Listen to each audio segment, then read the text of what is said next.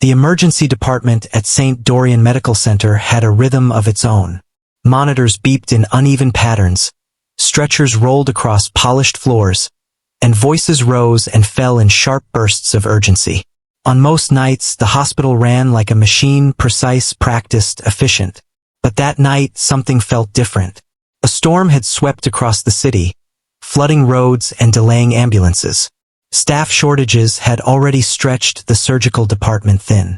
Every available doctor had been pulled into action. By the time the trauma pager sounded again, tension was hanging over the hospital like a second ceiling. The call came from the ER. Male patient, mid-50s, internal bleeding, immediate surgery required. Within minutes, the operating room was being prepared. Among the surgical team rushing into place was a quiet resident few people paid attention to. She wore the same blue scrubs as everyone else, her dark hair neatly tied back, her expression steady and unreadable. Her name was Dr. Lena Voss. She had joined St. Dorian only 3 weeks earlier. Most of the staff knew almost nothing about her. She rarely spoke unless necessary. She never joined in break room conversations. She worked long hours and left without drawing notice. If anyone asked about her background, she answered politely but briefly. To many, she was simply another resident trying to survive the demands of a competitive hospital. To some, she was forgettable, and to one person in particular, she was a problem. Chief Surgeon Adrian Vale stood at the scrub sink, his jaw tight as he reviewed the case file. "Who assigned the resident to my OR?" he asked sharply. A nurse glanced up. She was the only one available with vascular rotation this week. Adrian turned, irritation visible on his face. "Not tonight," he said. "This isn't a training opportunity." Lena had just entered the room when he said it. She paused, then stepped forward. "I can assist," she said calmly. Adrian looked at her as if she had interrupted something sacred. "This case involves severe arterial trauma," he said. "If you hesitate for even a second, the patient dies." She met his stare without flinching. "I understand." He gave a cold laugh. "Do you?" The room fell quiet. No one defended her. No one challenged him. That was how things worked at St. Dorian. Adrian Vale was one of the most respected surgeons in the state. He had decades of experience, national awards, and a reputation for impossible saves. His authority was rarely questioned. If he doubted someone, others followed. Still, with no replacement available and the patient already being wheeled in, there was no time for further debate. Lena remained. The operation began. At first, everything moved with controlled urgency. The patient had suffered a hidden arterial rupture after a delayed diagnosis in the ER. Blood loss had become critical. The surgical team worked fast to locate the source and stop the bleeding. Adrian led with precision. Lena stood opposite him, assisting quietly, her movements exact and efficient. For nearly 20 minutes, the room held together. Then everything changed. A sudden pressure shift caused the damaged vessel to tear wider. The monitor alarmed instantly. Blood surged into the field. "Clamp!" Adrian barked. A nurse passed the instrument. He reached in, trying to control the rupture, but visibility was almost gone. Pressure dropping. Heart rate unstable. The room exploded into motion. Another surgeon stepped closer. A scrub nurse froze for half a second. Adrian cursed under his breath. He repositioned, but the vessel slipped further. There was no clean access point. No time. And then, in the middle of the chaos, Lena moved. She stepped in without asking. Her hand reached into the surgical field with startling speed. 2 fingers pressed at a precise angle beneath the rupture site. Her wrist rotated slightly. 3 seconds. That was all it took. The bleeding slowed, then stopped. The room went silent. Even the alarms seemed less urgent. Adrian stared. "What did you just do?" one of the nurses whispered. Lena did not answer. She held the position steadily. "Temporary arterial seal," she said after a moment. "You have about 40 seconds. Adrian remained frozen for half a breath. Then instinct took over. He resumed the repair, working with sudden focus. The team followed. Within minutes, the vessel was stabilized. The patient's vitals improved. The danger passed. But no one in that room was thinking about the patient anymore. They were looking at Lena, at the resident no one had taken seriously, at the impossible move she had made under pressure. When the operation finally ended, the staff began removing gloves and stepping away in stunned silence. Lena cleaned her hands and moved toward the instrument tray as if it had all been routine. Adrian stood motionless. His face had lost all color. One of the attending surgeons approached her. "Where did you learn that maneuver?" She glanced up. "Training. That wasn't standard residency training." She offered no further explanation. Across the room, Adrian suddenly spoke. His voice was quieter than before. "Everyone out." The staff exchanged uneasy looks. No one argued. Within moments, only Adrian and Lena remained. For several seconds, he said nothing. He simply stared at her. Then he stepped closer. "Who taught you that SEAL technique?" She placed the last instrument down carefully. "A mentor." He shook his head. "No. That technique was developed in a private surgical program overseas. Fewer than a dozen people were certified." Lena finally looked at him. Her expression did not change. "Then you know it works." His breathing shifted. There was something in his eyes now, something deeper than shock, recognition, and fear. "Tell me your full name," he said. She held his gaze. "Dr. Lena Voss." "That's not the name I'm asking for." Silence settled between them. For the first time that night, tension in the room felt personal. Lena removed her cap slowly. "You asked who taught me," she said. "Not who I am." Adrian's hands tightened at his sides. "You shouldn't be here." She gave the faintest tilt of her head. Interesting response. Before he could answer, the doors opened. A nurse stepped in. "Chief, the patient's family is asking for an update." Adrian looked away first. When he turned back, Lena was already leaving.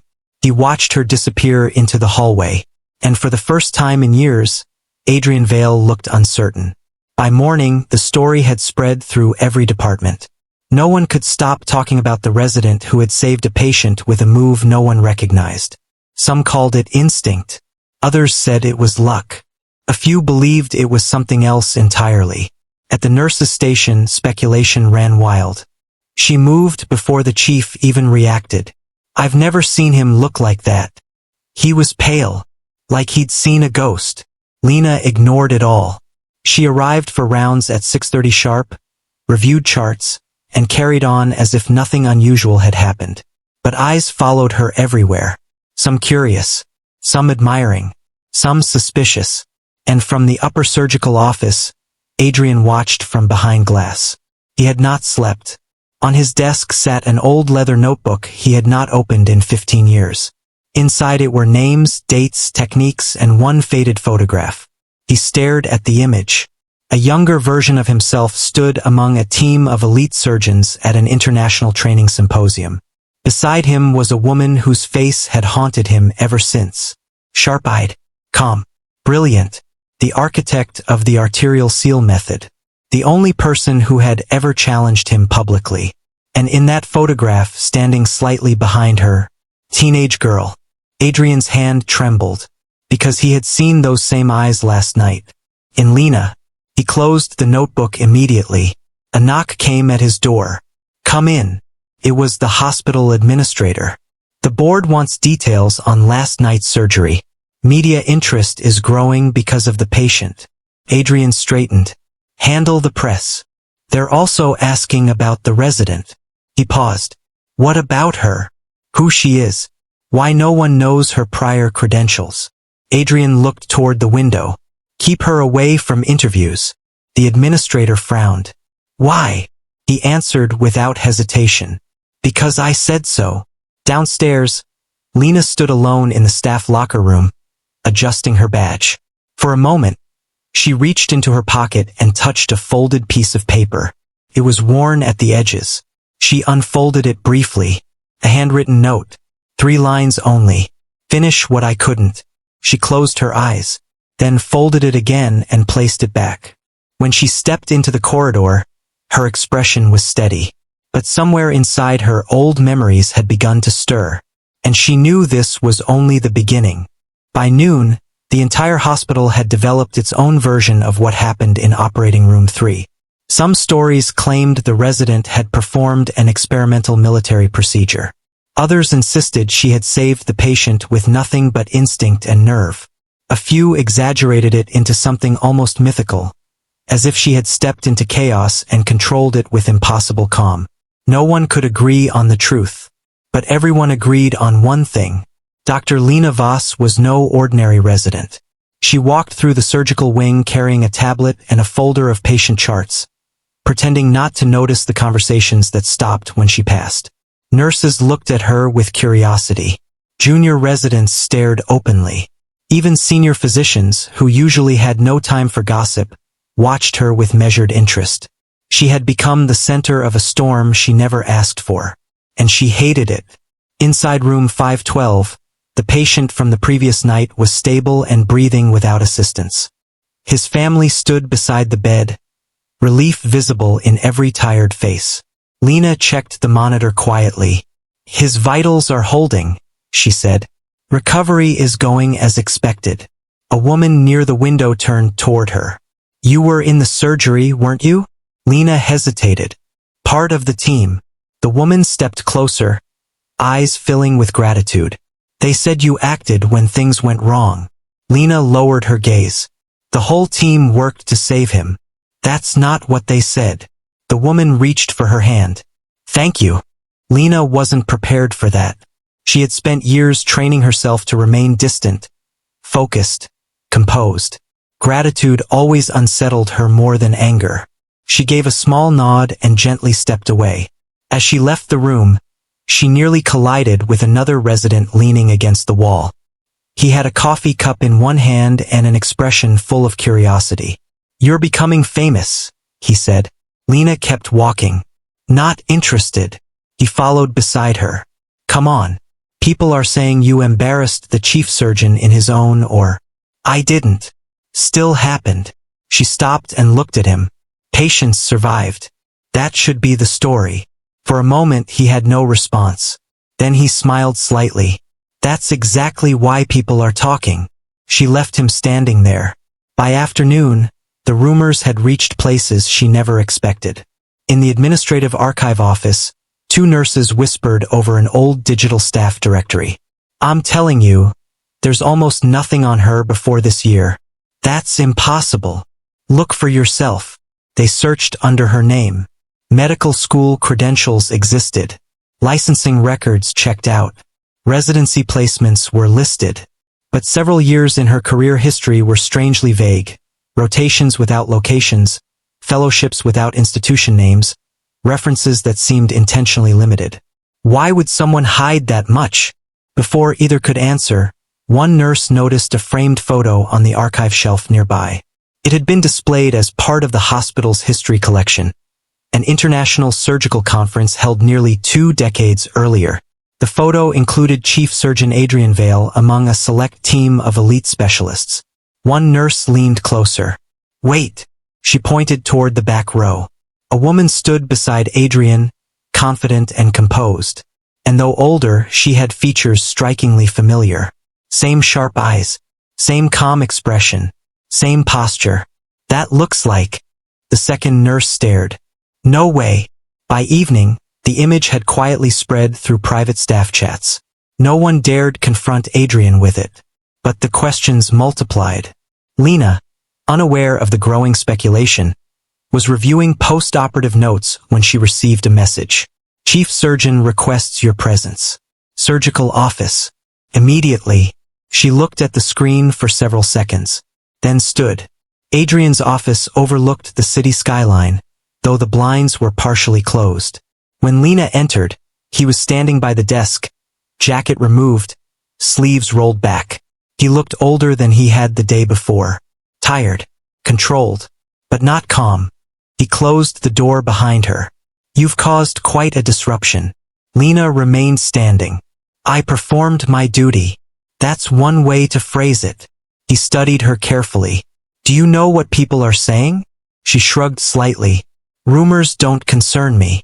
They concern me. That seems to be the pattern. A flicker of irritation crossed his face, but it faded quickly. Instead, he walked to his desk and opened a drawer. He removed the faded photograph. Without a word, he placed it in front of her. For the first time since arriving at St. Dorian, Lena's composure shifted. Just slightly, but enough. Adrian noticed. You recognize it. She looked at the image, at the woman in the photo, then back at him. Yes. Who is she? Silence. Answer me. Lena's voice remained steady. Someone you remember very well. His jaw tightened. I asked first. She lifted her eyes. She was my mother. The room went still. Adrian had expected the answer, yet hearing it aloud struck harder than he imagined. He stepped back. So it's true. Lena folded her hands. You already knew. No, he said sharply. I suspected. She glanced at the photograph again. Then suspicion has become fact. For a long moment, neither spoke. Then Adrian asked the question he had been holding back since the operating room. Why are you here? She met his gaze directly. To work. That's not the truth. It is part of it. His voice dropped. Did she send you? Lena's expression changed, not anger, but something colder. My mother died 11 years ago. The words landed like weight. Adrian's face tightened. He looked away. For the first time, guilt slipped through his control. I didn't know. No, Lena said quietly. You wouldn't. He turned back. What does that mean? She stepped closer. It means that when she needed support, the people who admired her skills disappeared. That's unfair. Is it? Adrian opened his mouth, then stopped. Because somewhere beneath her words, he heard an accusation he had never fully escaped. He changed direction. Why use a different name? Because some doors only open when people don't know where you came from. And why St. Dorian? Her answer came without hesitation. Because unfinished things tend to return where they began. That unsettled him more than anything else. Before he could respond, there was another knock. The administrator entered, looking tense. Sorry to interrupt, but there's an issue. Adrian straightened. What now? The administrator held up a tablet. This is circulating among staff. It was the conference photo. And beneath it, side-by-side images comparing Lena and her mother. The resemblance was impossible to ignore. Adrian looked at Lena. She remained unreadable. This needs to be contained, he said. The administrator hesitated. It may be too late. That evening, the hospital corridors buzzed louder than ever. People no longer whispered only about Lena's surgical skill. Now they were asking about her bloodline, about her connection to a woman whose name had quietly vanished from St. Dorian's history. Some older staff remembered fragments. A brilliant surgeon, a reform advocate, someone who challenged hospital leadership over unsafe procedures, and then suddenly disappeared from the profession. The details were blurred by time, but now those buried memories were resurfacing. Lena sat alone in the resident lounge long after her shift ended. The building had grown quieter. Rain tapped against the windows. She held a paper cup of untouched coffee. Across from her sat the same resident who had spoken to her earlier. This time he said nothing for several minutes. Then finally, is it true? She knew what he meant. Yes. He leaned back slowly. So all of this, it's connected. Everything usually is. He studied her. People are going to keep digging. I know. Doesn't that bother you? She looked toward the rain. It was always going to happen. He hesitated. Then why come here? For the first time she allowed honesty into her voice. Because some truths don't stay buried forever. He didn't ask more. He understood enough to know the story was larger than hospital rumors. And whatever Lena had come for, it wasn't finished. As she left the lounge, her phone vibrated. Unknown number. She answered. A calm older voice spoke. They've started recognizing you sooner than expected. Lena stopped walking. Yes. Can you still continue? She looked down the dim hallway toward Adrian's office on the upper floor. Yes. A pause. Good. Because what happened years ago is beginning to surface again. Her grip tightened. Do you have proof? Not yet. But someone inside is afraid. She already knew who. Before ending the call, the voice added one final sentence. Be careful. Fear makes people dangerous. The line went dead. Lena stood motionless for a long moment, then slipped the phone into her pocket. Above her, in his dark office, Adrian Vale watched the city lights and opened the leather notebook once more. Inside was a handwritten page he had never shown anyone. A record of a decision made years ago. A decision tied directly to Lena's mother. And one sentence circled in red ink. If this ever returns, everything falls apart. He stared at it as thunder rolled outside, because for the first time in years he believed it might. The next morning at St. Dorian Medical Center felt strangely calm. Too calm. The usual rush of carts, clipped conversations, and overhead calls still filled the halls. But beneath it all was a quiet tension that everyone could sense. The staff moved carefully, as if waiting for something they could not yet see. Lena arrived before sunrise. She preferred the hospital at that hour. The corridors were softer then, lit by pale overhead lights and the distant sound of machines resetting for the day. It was easier to think when the building had not fully awakened. She entered the surgical library and found exactly what she expected. Chief Surgeon Adrian Vale was already there. He stood by the far shelf, holding a thick medical journal, though he clearly wasn't reading it. He looked at her over the edge of the book. I knew you'd come here. Lena set her bag down. I needed records. Of what? Past procedures. He closed the journal. Or past mistakes? She said nothing. That was answer enough. For a moment, neither moved. Then Adrian placed the book back on the shelf. You think you know what happened. I know enough. No, he said quietly. You know fragments. Lena folded her arms. Then explain the rest. He hesitated. The silence stretched longer than either expected. When he finally spoke, his voice had changed. Less authority. More weight. Your mother was the best surgeon I had ever worked with. Lena's eyes narrowed slightly. That isn't how hospital history remembers her. Hospital history was rewritten. The words landed hard. He moved toward the table and sat down, as if the memory itself carried a physical burden. There was a cardiac trial program here 18 years ago. A new surgical protocol designed to reduce recovery time for high-risk patients. Lena listened carefully. It had investors, government attention, media coverage. Everyone wanted success. And the data was incomplete. She already knew where this was going. Your mother objected. Adrian nodded. She discovered complications in early patients, problems the board wanted to ignore until the trial concluded.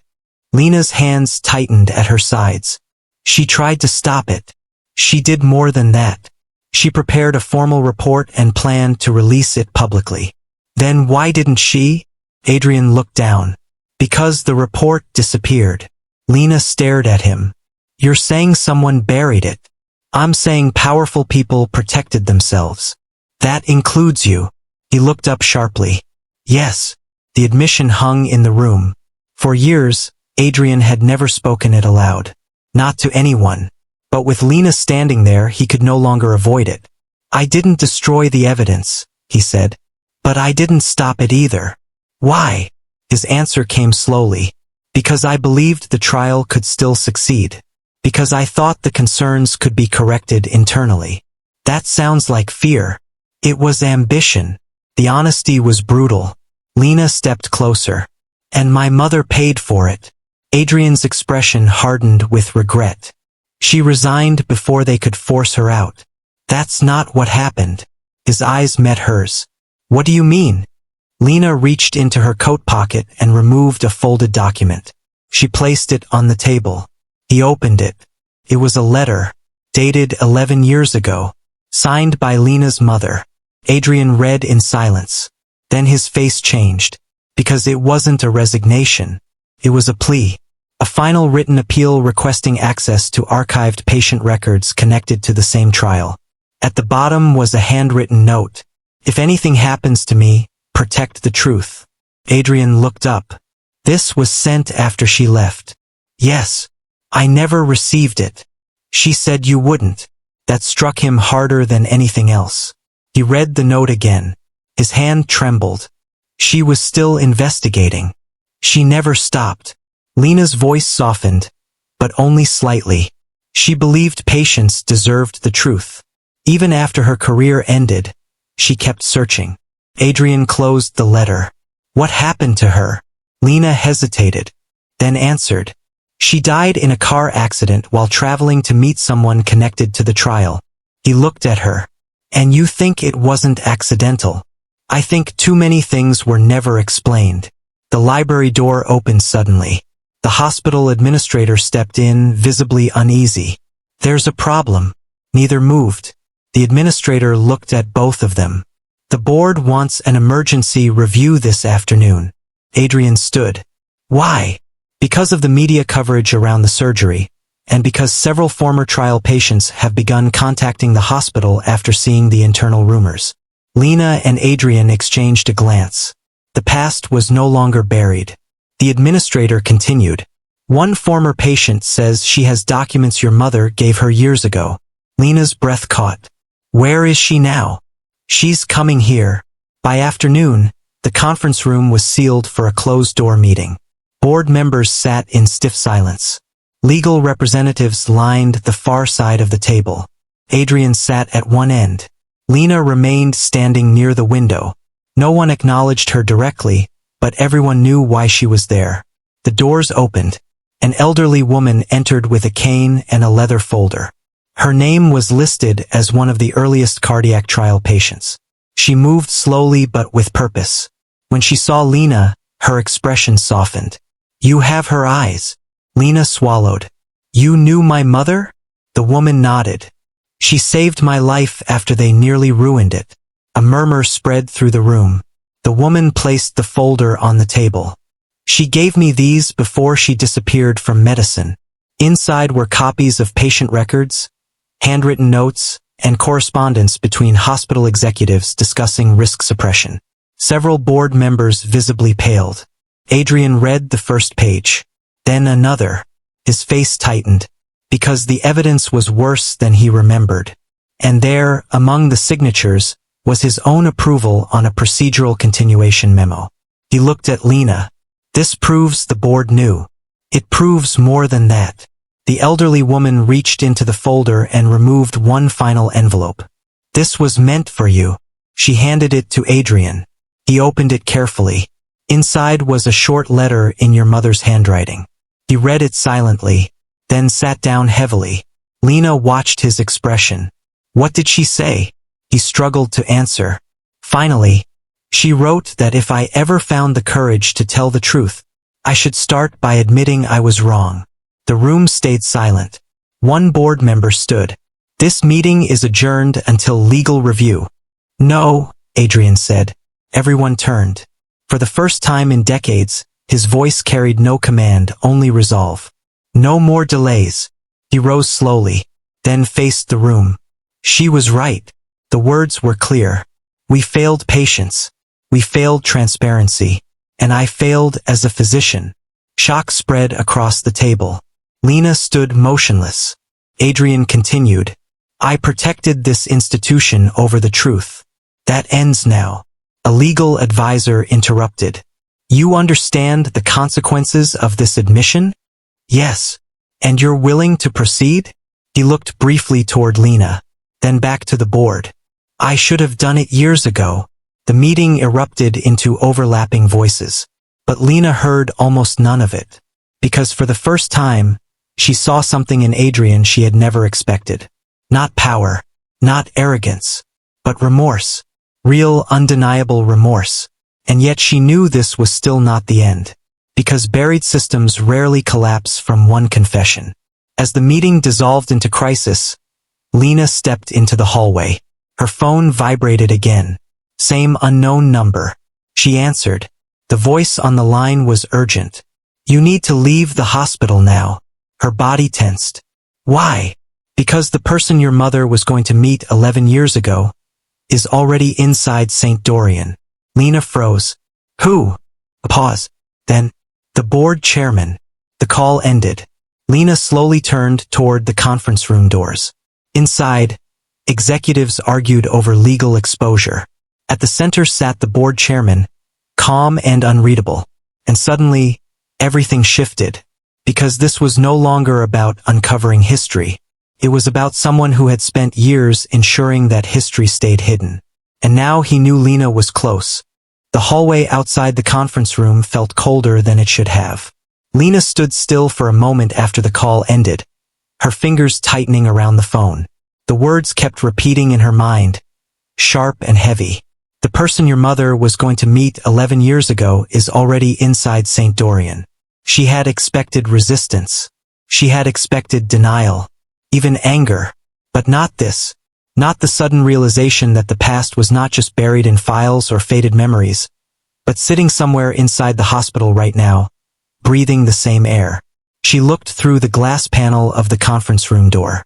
Inside, the emergency meeting had turned chaotic. Board members were speaking over one another. Legal advisors were trying to restore order. Adrian Vale stood near the table, still processing the weight of what he had just admitted. And at the center of it all sat the board chairman. Calm, composed, almost untouched by the storm around him. He was an older man, dressed in a dark suit that fit too perfectly for someone under pressure. His hands rested lightly on the table. His expression did not change, even as voices rose around him. Lena had seen him before in passing, dozens of times. He had always been present in the hospital's highest-level meetings, always in control, always distant. But now she saw him differently. Now he was no longer just a leader. He was a thread connected to something much older. Something her mother had tried to expose. Something that had cost her life. The memory of that phone call returned. You need to leave the hospital now. Lena stepped back from the door. But she did not move away. Instead, she turned and walked toward the stairwell. Not out. The executive records floor was restricted. Only senior administrative staff had access. Even residents rarely came near it. Lena had been there only once before during onboarding. She remembered the layout clearly. Quiet corridors, locked offices, security cameras at every turn. She moved carefully, avoiding the main elevator and taking the service stairs instead. Each step echoed faintly in the empty stairwell. Halfway up, she paused. A security camera blinked red above her. She adjusted her posture slightly and continued. When she reached the executive level, she slowed her pace. The corridor was nearly empty. A cleaning cart sat unattended near a supply closet. At the far end, a glass office door bore a simple plaque. Office of Strategic Oversight. No name, just authority. Lena approached slowly. Inside, she could see movement. A man standing near the window. The board chairman. Alone. She stopped just outside the door. For a moment, she considered turning away. But then she thought of her mother's letter. If anything happens to me, protect the truth. Her hand reached for the door handle. It was unlocked. Inside, the room was quiet, almost too quiet for a place of power. The view stretched across the hospital grounds and beyond, where the city moved without awareness of what was happening above it. The chairman turned slowly as she entered. His eyes landed on her immediately. There was no surprise, only recognition. So, he said calmly, you finally came upstairs. Lena did not respond. He gestured toward a chair. You can sit. I didn't come to sit. A faint smile touched his face. You have her voice too. Lena felt the words like a pressure in her chest. Don't talk about her. The chairman studied her carefully. You look like her more than I expected. Her tone sharpened. You knew her. Yes. A pause. And she trusted you. The man exhaled slowly, as if remembering something unpleasant. She trusted the system. That was her mistake. Lena stepped closer. She was trying to protect patients. She was trying to change too much, too quickly. She was right. The chairman tilted his head slightly. Was she? Lena's voice remained steady, but there was emotion beneath it now. She found evidence that patients were being put at risk. Complications in experimental trials, he said casually. Yes, that is how research works. Not when it's hidden. He walked back toward his desk. You think I am the villain in your story. I think you buried the truth. He gave a soft, almost tired laugh. You are young. You still believe truth is simple. Lena did not move. You were going to meet her the day she died. The chairman stopped. The air shifted slightly. For the first time, something in his expression tightened. She told you that? She wrote it down. He turned slowly. That meeting never happened. But you knew about it. A long silence followed. Then he said quietly, yes. The confirmation felt heavier than denial. Lena's voice lowered. What did you do? The chairman walked back toward the window. Outside, the hospital grounds looked peaceful. Too peaceful for what was unfolding inside. I did what I had to do, he said. That's not an answer. It is the only one that matters. Lena stepped forward again. You stopped her. I prevented chaos. She was exposing wrongdoing. She was threatening collapse. Her hands curled into fists. You killed her. The words came out before she could stop them. The chairman did not react immediately. Then slowly he turned. No, he said calmly. I did not kill her. A pause. But I made sure she could not continue. The distinction meant nothing to Lena. It was an accident, he continued. A tragic one. But systems under pressure produce unpredictable outcomes. Her voice broke slightly. Don't reduce her to an outcome. His gaze hardened for the first time. Your mother was brilliant, but brilliance without control becomes disruption. She saved lives and endangered an institution. Lena took another step forward. You are afraid. The chairman raised an eyebrow. Of what? Of what she found. Something flickered in his eyes, just for a second. But it was enough. You don't understand the scale of what she uncovered, he said more firmly. If it had been exposed publicly at that time, hospitals across multiple regions would have collapsed under investigation. Funding would have stopped. Research would have been frozen. More lives would have been lost in the long term. That's what you tell yourself. That is what reality looks like. Lena shook her head. Reality is patients who were harmed without consent. The chairman stepped away from the window. You think Adrian Vale is innocent in all of this? The mention of his name shifted the room again. Lena said nothing. The chairman continued. He signed approvals. He advanced protocols. He chose ambition over caution. Your mother tried to convince him otherwise. Lena's eyes narrowed. You are trying to spread blame. I am stating facts. A brief silence followed. Then Lena said quietly, where is the full record? The chairman studied her. You don't have access. I will get it. He smiled faintly. That confidence is exactly why she failed. Lena's voice sharpened. She didn't fail. A pause. She was silenced. The chairman walked back to his desk and pressed a button on a small intercom. Security. Lena's body tensed immediately, but she did not move. He looked at her calmly. This conversation is over. Footsteps echoed faintly in the hallway outside. Lena glanced toward the door, then back at him. You think this ends with security? It ends here, he said, but something in his tone suggested otherwise. The door opened. 2 security officers stepped in. Escort her out, the chairman instructed. Lena did not resist yet. Instead, she spoke one final time. My mother didn't stop. Even after she left the hospital, she kept records. She spoke to patients. She gathered proof. The chairman watched her carefully. And now you are continuing her work. Yes. A pause. He studied her as if seeing her not as a threat, but as a repetition of something he had already tried to erase once. Then you will learn the same lesson she did, he said quietly. Before she could respond, the security officers moved closer. But just then, the intercom on the chairman's desk beeped urgently. A voice came through. Sir, there's an issue in the surgical wing. Chief Surgeon Vale is demanding access to the restricted trial archives. The room went still. Lena's attention shifted instantly. Adrian. The chairman's expression changed slightly. For the first time, something like concern crossed his face. He's doing what? He asked. The voice on the intercom continued. He says he's going to release internal documents unless he is allowed full access. A pause.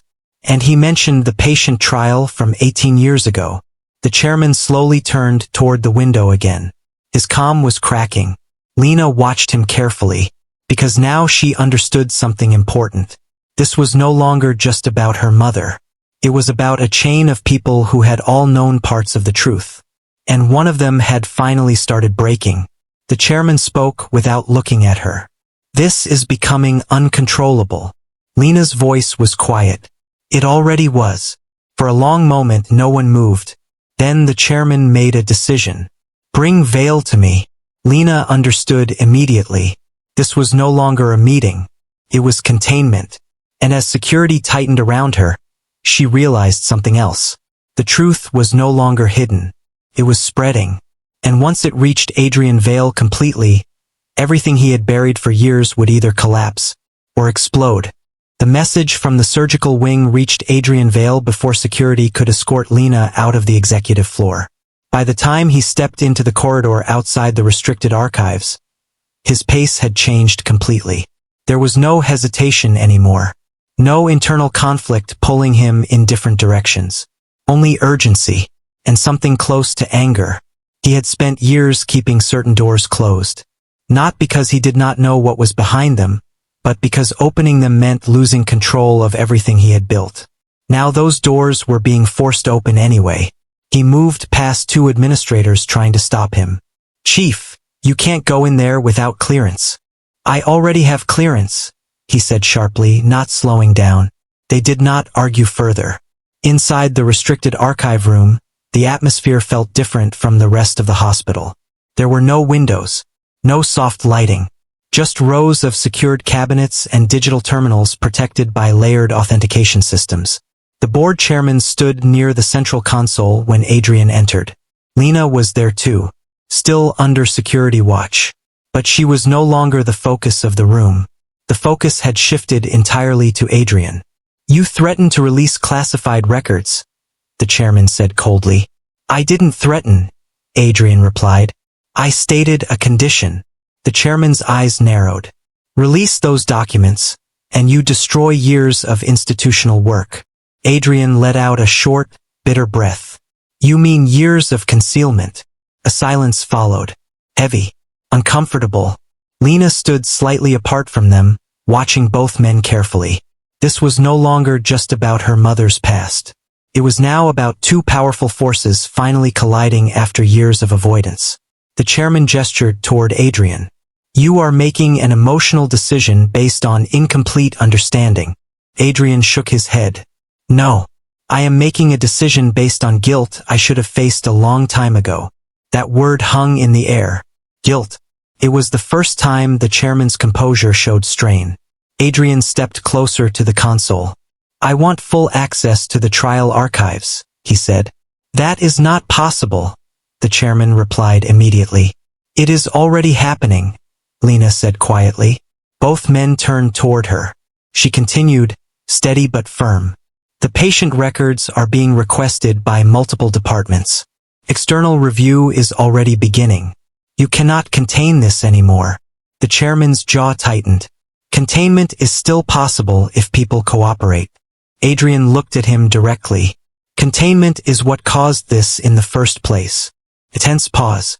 Then Adrian spoke again, quieter now.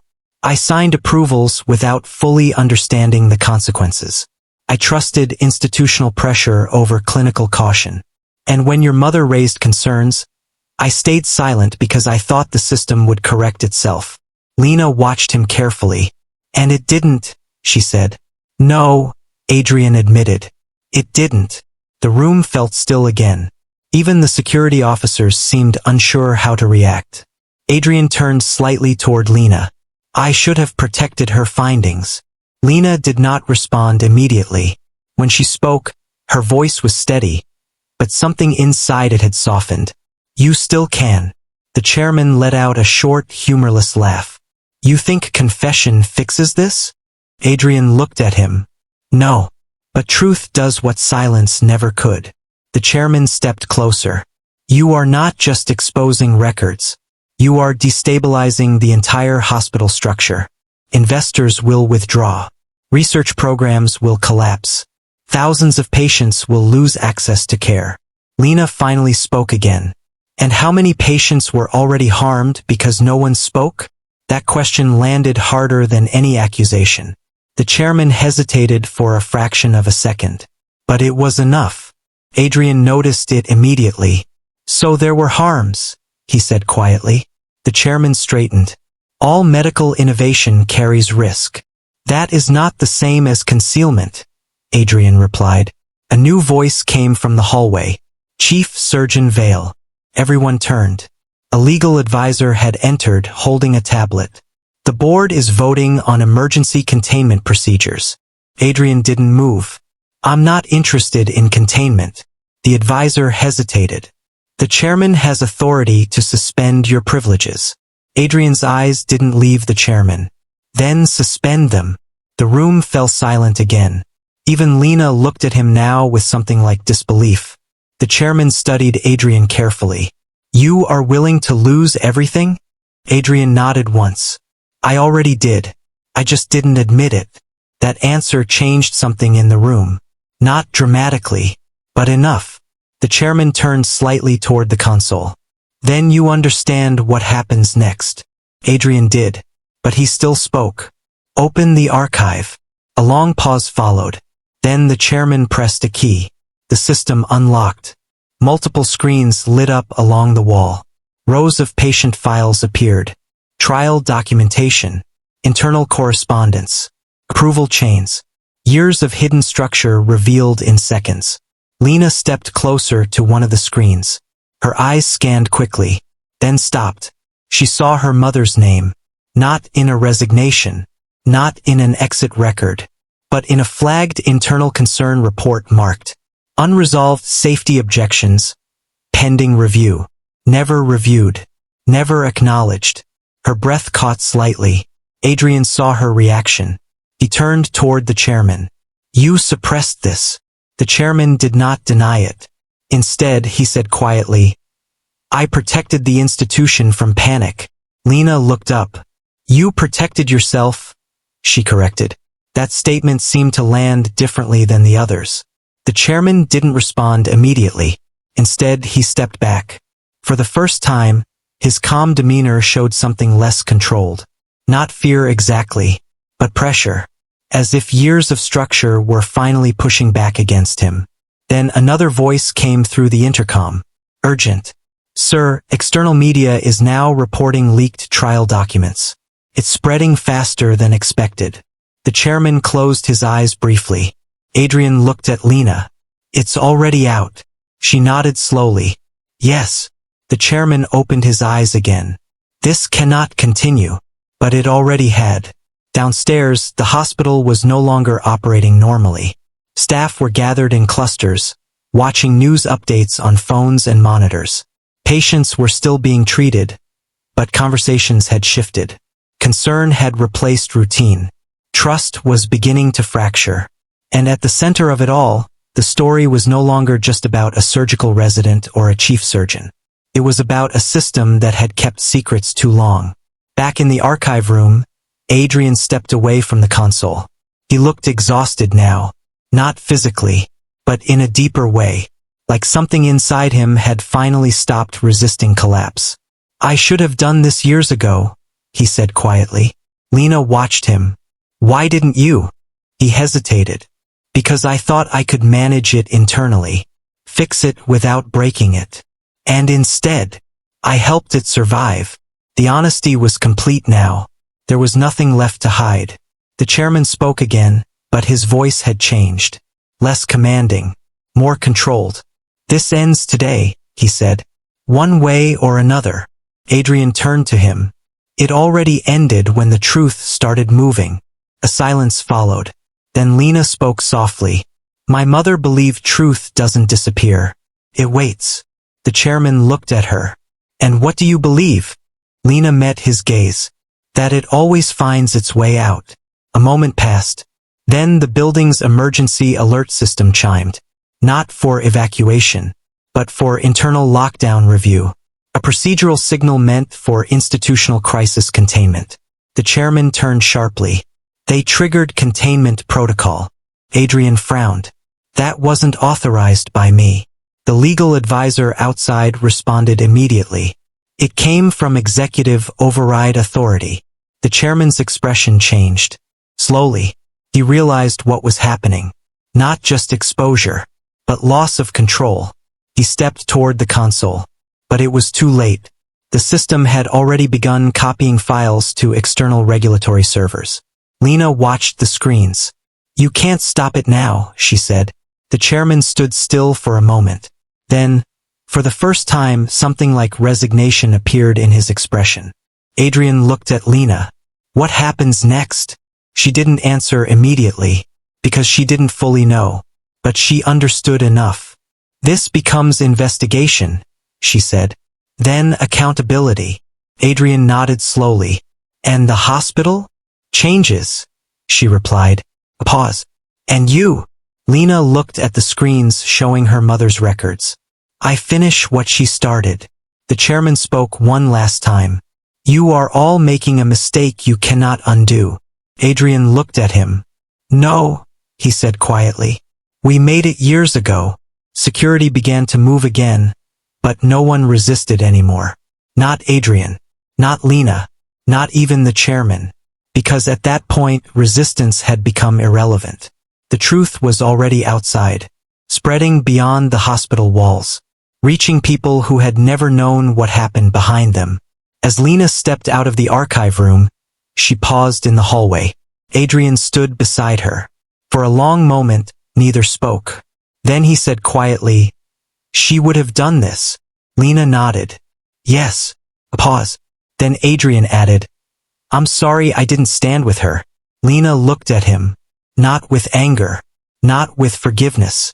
Just understanding. You are now, she said. And together, they walked forward into a hospital that would never be the same again.